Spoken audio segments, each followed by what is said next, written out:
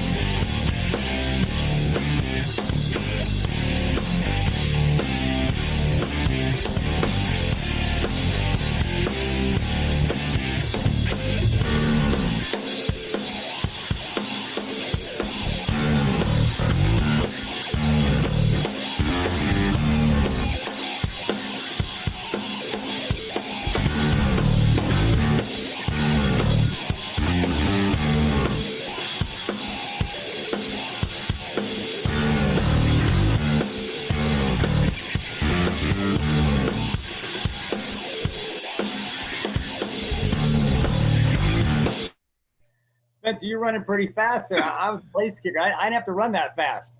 Oh no, Eric, that was pretty grainy stuff you were looking at. That must mean I'm getting old or something. Well, it looks good, man. It looks good. Hey, it's my privilege to introduce you to all you guys, Spencer Tillman. He was the captain, the co-captain of the Super Bowl champion San Francisco 49ers, and was also the captain of the University of Oklahoma National Championship football team. For years, you saw him on Saturdays at noon at CBS's College Football Today as the top football analyst. And currently, you hear him doing an incredible job at Fox Sports as an analyst for Pac-12 football. He's also an accomplished author, husband, and father, and has an MBA from Harvard. Spencer also hosted our very first Ambassador Compassion TV show, which aired in the top 100 cities across the United States. Spencer founded Axiom Entertainment, where he's worked relentlessly to create and executive produce the Lombardi Honors for national television, which is one of the most prestigious award shows for college football athletes today. My wife and I had the privilege to serve with him as producers and executive directors 4 times for Lombardi Honors, which aired on CBS and ESPN. Spencer played under Barry Switzer, who led his teams to 3 national championships and a Super Bowl victory. He also played under Bill Walsh, a 3-time Super Bowl champion. Spencer, you were captain under both of these legendary coaches. And what was the wisdom you learned? I mean, you were not only captain, but you were a leader on both these teams. What did you learn from being under and playing under these great coaches? And what did you learn from just your life experiences in general that you can share with us?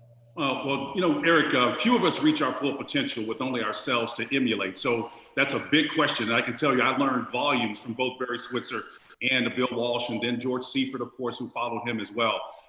Too much time, but to put it in maybe a capsule form in over 15-minute period that we have here together, I think it's profound. It's no different than what these coaches that are part of this call and this gathering, this meeting, our time together today are able to impact as well.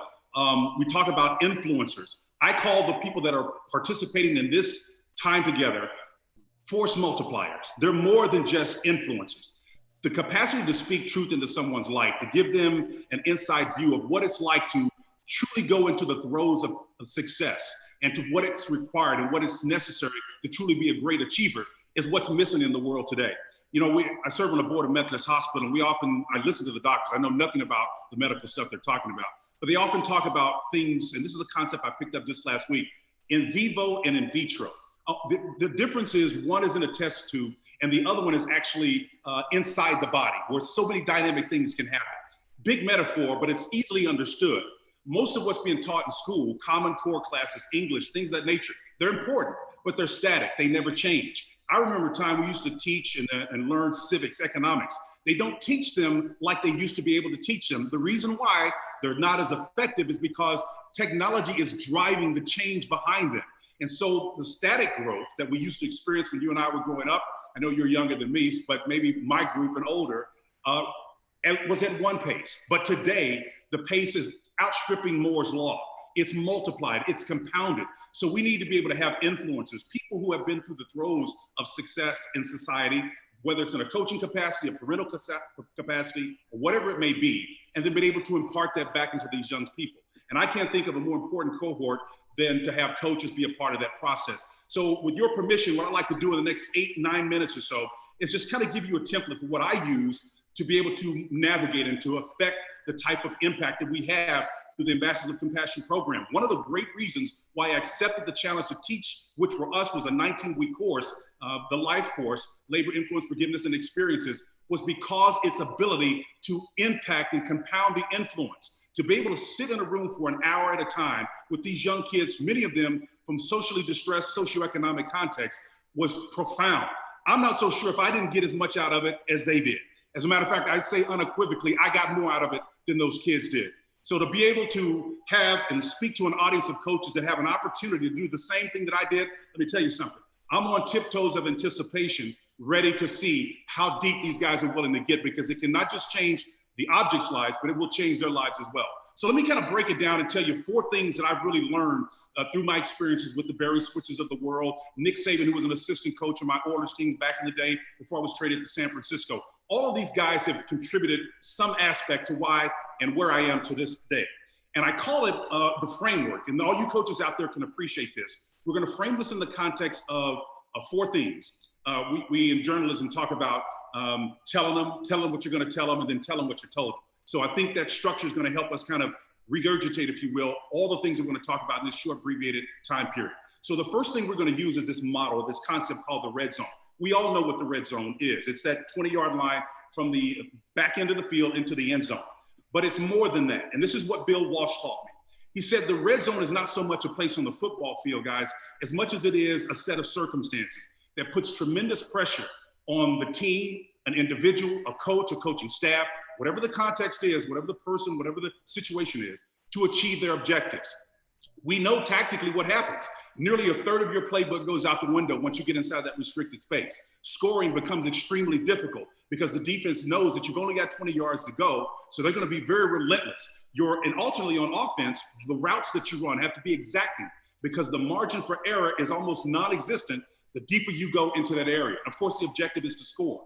But Bill Walsh took this concept of the red zone and really transformed it and took it to another level. The net of it was, it allowed the participants, the players, to score 86% of the time during the Camelot years when I was there in San Francisco.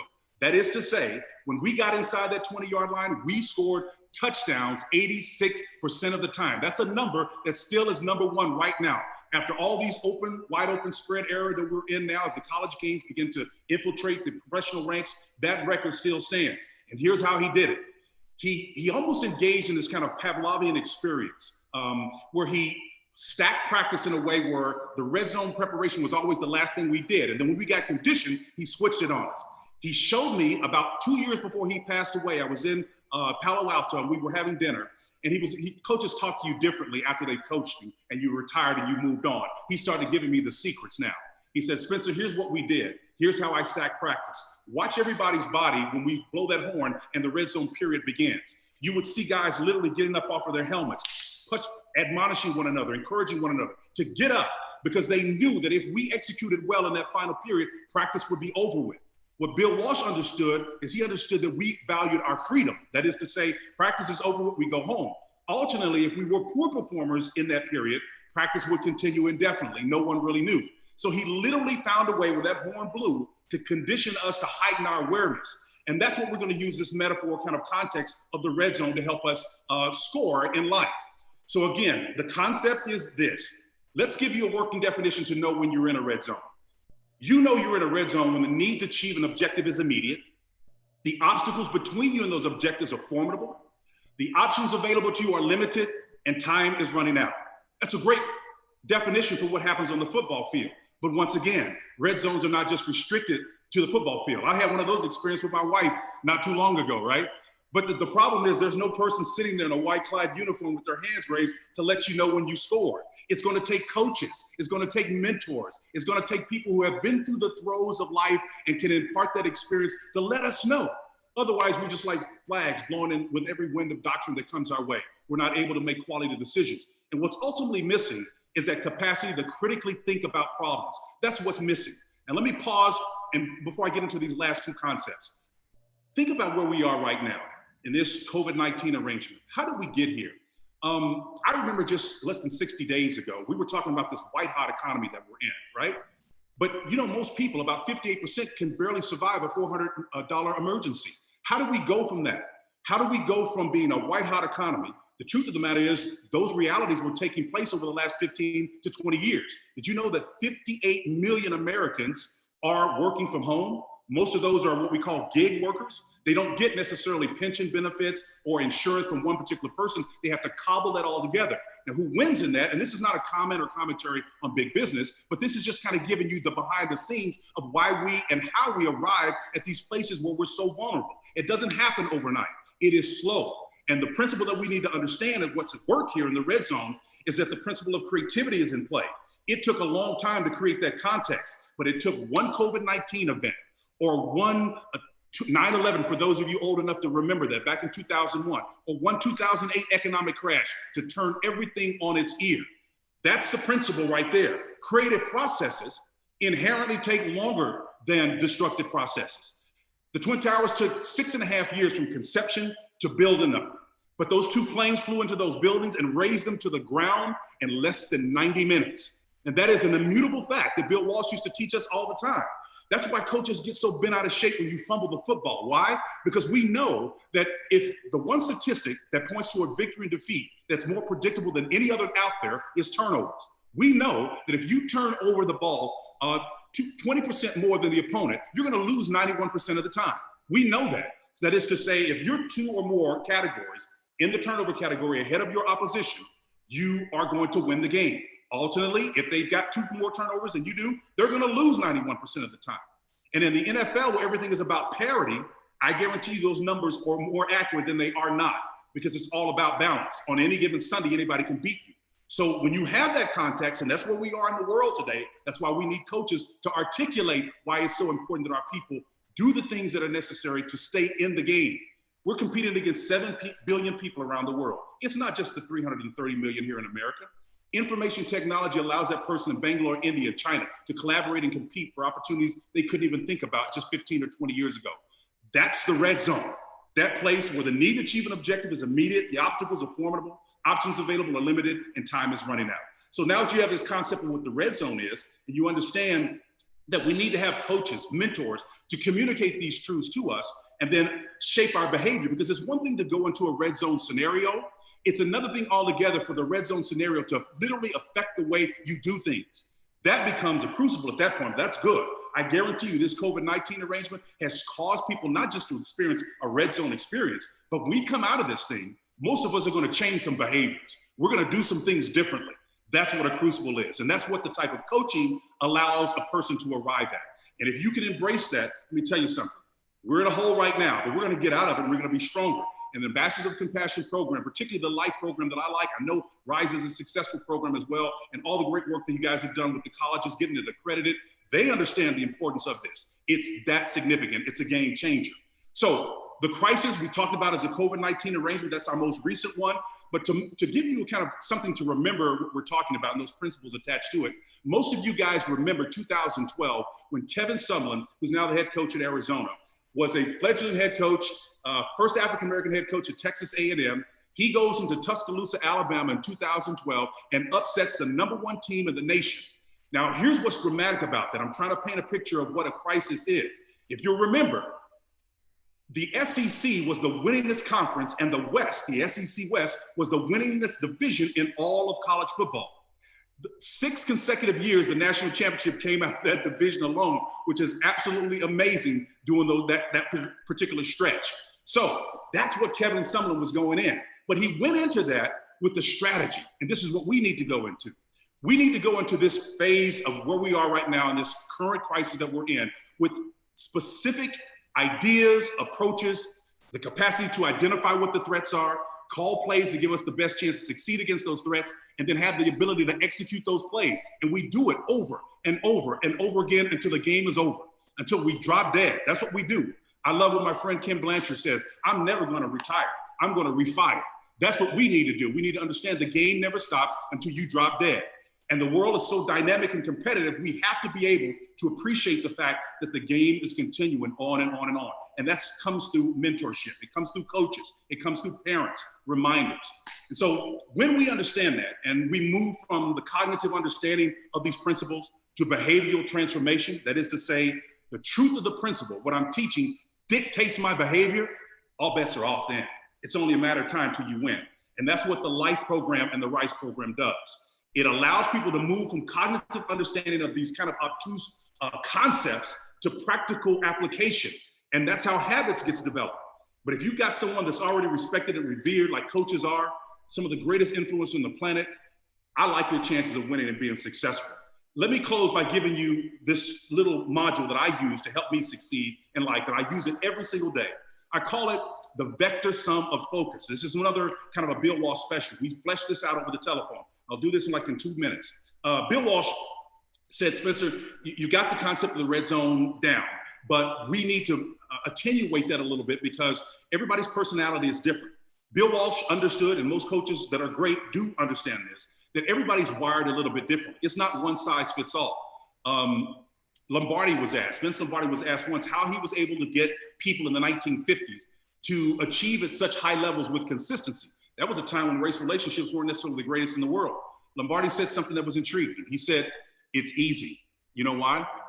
Because I treat them as individuals. I know that everybody is different. We don't treat them the same. I treat everybody the same, different. Hope that resonates with you. Catch that. Nobody is the same. But it's easy for us to loop everybody or lump everybody into that same framework and use the same concepts and principles. Barry Switzer impacted my life in a way that was profound when he told me he loved me on, and this always gets me emotional when I think about it. It was November 26, 1983 at 5:54 at Norman Field in Norman, Oklahoma. We were playing #1 Nebraska. And up until that point, I'd never heard those 3 words, I love you, from a man out of my mouth. It's not a comment or commentary on my dad. My dad was a wonderful human being, provided for us, but he was under a lot of pressure early on, leaving home early at 14 years of age. His dad died when he was 7 years of age. So those influences weren't there. It took people like Barry Switzer and others to influence me and impact me in that way. And so back to the point of Lombardi, Barry Switzer knew that if he told me he loved me, and allowed me to babysit Doug, Kathy, and Greg, his kids, to develop that bond and that relationship, it was totally different than approaching another player who may be from Liberty City, Miami, George Buster Rhymes, who is this wild, crazy, tremendously athletic guy, but he was wired different. But Barry Switzer had the wisdom enough to know that you don't treat everybody the same. Everybody's different. And I would argue and challenge coaches to know this. It's not an option anymore. You are essentially surrogate parents. That's how dangerous we are right now in our nation where we are.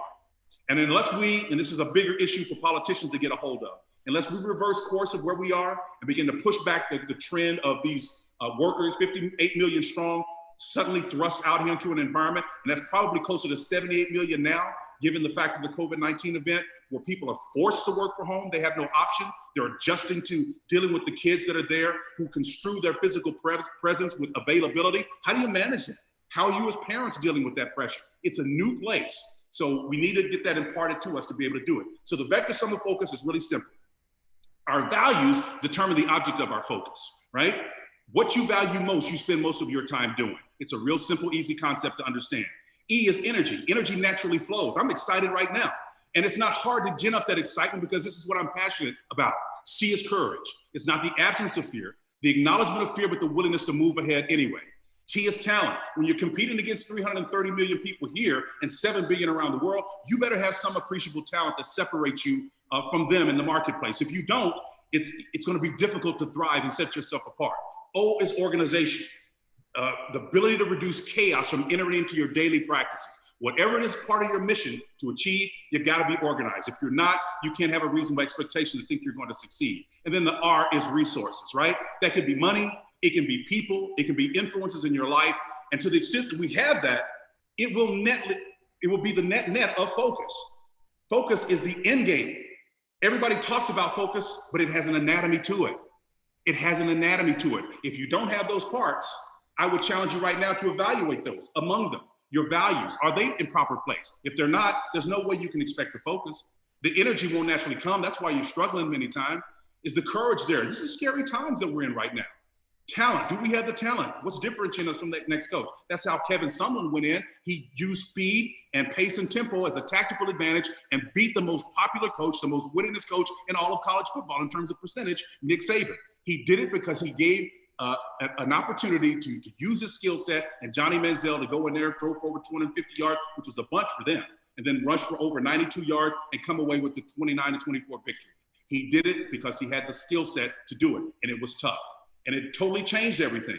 So unless we have the ability and the capacity to respond to change in that way, and again, the greater point is this: the only way that happens is people impart that truth to us. So I'll end with that, and I'll just say this.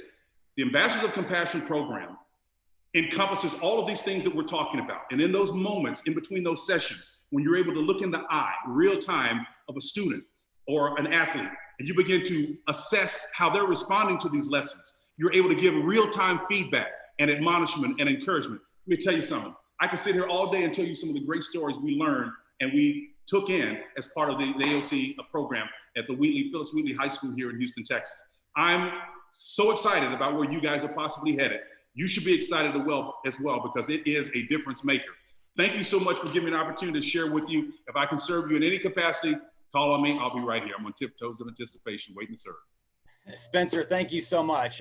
Thank you so much for your wisdom. I remember you sharing a few years ago about Barry Switzer and how he was your coach, but also had to take a role as a father figure and how that affected you, not only as a human being, but as a player on the field. And it seems like more than ever before, coaches are having to be fathers and teachers are having to be fathers and mothers. But the difference it makes when they're willing to do that is astronomical for this generation. So thank you for touching on that. You got me emotional too.